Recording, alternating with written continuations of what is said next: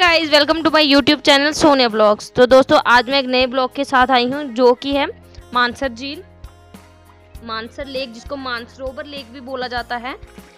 तो ये सांबा डिस्ट्रिक्ट में पड़ती है। आज मैं आपको मानसर लेक की हिस्ट्री भी बताऊंगी और इसका व्यू भी दिखाऊंगी आपको कि मानसर लेक का व्यू कैसा है। चलिए स्टार्ट करते हैं जर्नी मानसर लेक के लिए। ये देखिए, मानसर लेक जाते टाइम रोड साइड बहुत अच्छी ग्रीनरी है। ये थोड़ा हिल एरिया है, तो अगर आप जाते हैं तो प्लीज़ ध्यान से जाइएगा और एक बार वेदर पक्का चेक करके जाइएगा, क्योंकि जिस दिन हम गए थे बारिश हो रही थी, तो बारिश में इतना घूमने का मज़ा नहीं आता है। तो मैं आपको इसकी हिस्ट्री भी बताऊंगी कि मानसर लेक की हिस्ट्री क्या है। वैसे तो बहुत सारी जगह पे बहुत कुछ लिखा हुआ है, लेकिन मैंने वहाँ के पुजारी जी से पूछा था तो उन्होंने मुझे इसके पीछे की हिस्ट्री बताई थी। तो मैं वहाँ रिंकू मानसरिया से भी मिली थी, उनसे भी मेरा मीटअप हुआ, तो उसकी मैं अलग से वीडियो भी डाली है मैंने, तो आप प्लीज़ वो भी वीडियो देख लीजिएगा। उन्होंने गाना भी बहुत अच्छा गाया था एक। तो मैं आपको इसकी हिस्ट्री बताती हूँ। इसकी हिस्ट्री क्या है, जो मानसर लेक है वो एक शेषनाग शिला है। जो एक अदोपी नाम की कन्या थी, वो शेषनाग कन्या थी, उसकी अभिलाषा थी अर्जुन को देखने के लिए, लेकिन अर्जुन को 1 साल का अज्ञातवास दिया हुआ था। तो जब वो वहाँ से वापस आए तो उन्होंने उस कन्या को देखा, तो वो सुंदर कन्या को देख के उन्होंने उनसे शादी कर ली।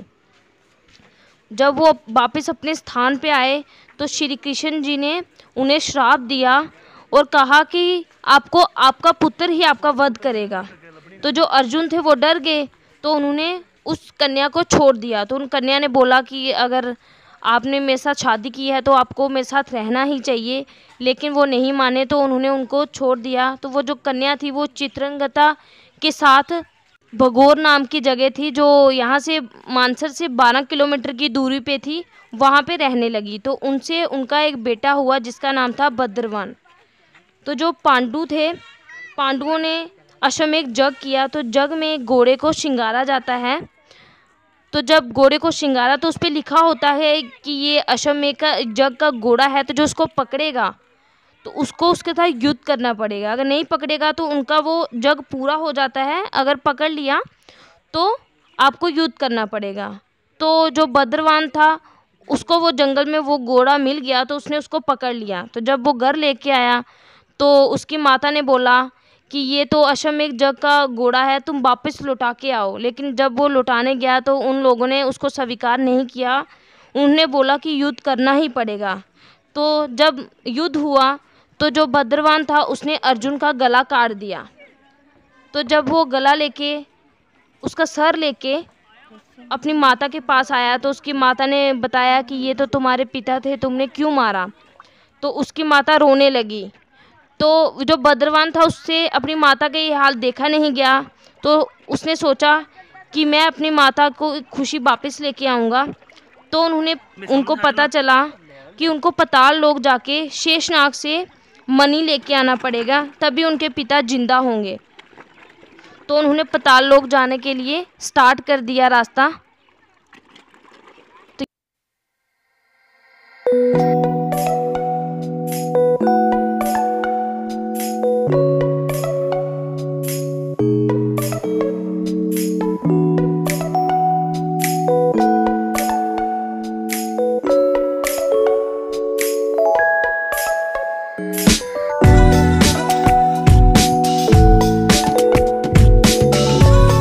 आप पूरा लेक का चक्कर लगा सकते हैं। यहाँ पे साइड पे आपको कैमल भी मिलेंगे, आप उसकी राइड भी कर सकते हैं। यहाँ घूमने का बहुत ज़्यादा मज़ा आता है। तो चलिए हम अपनी स्टोरी स्टार्ट करते हैं। तो जो भद्रवान था उसने पाताल लोक जाने के लिए एक तीर चलाया। तो तीर वो सूरनीसर लेक से होके वहाँ से लगा और मानसर लेक से जाके निकला। तो जब भद्रवान वहाँ से निकले तो जैसे जैसे वो शेषनाग के पास पहुंचे, जैसे जैसे वो बाहर निकलते गए, वैसे वैसे पानी निकलता आया और ये दोनों झीलों का निर्माण हुआ।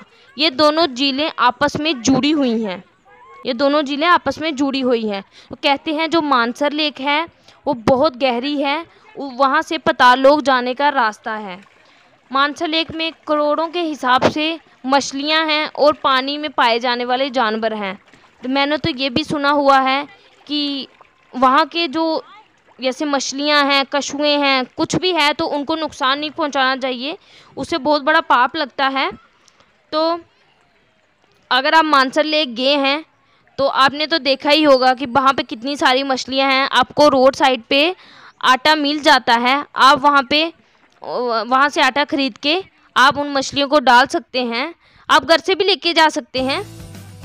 यहाँ पे बहुत अच्छी पार्क भी बनी हुई है, आप वहाँ पे भी इंजॉय कर सकते हैं। कुछ लोग तो यहाँ पे जैसे पिकनिक के लिए आते हैं तो यहाँ बैठ के खाना वगैरह भी खाते हैं। लेक बहुत ही ज़्यादा अच्छी है।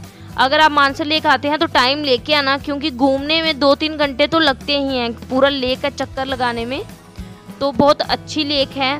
वेदर यहाँ पे as compared to winter, summer में भीड़ ज़्यादा रहती है, विंटर में थोड़ा फॉगी होता है, स्मोकी होता है, तो इसलिए ज़्यादा लोग नहीं आते हैं।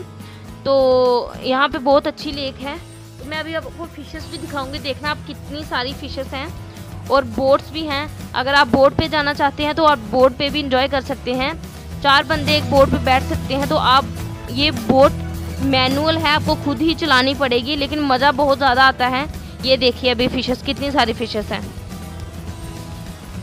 ये देखिए।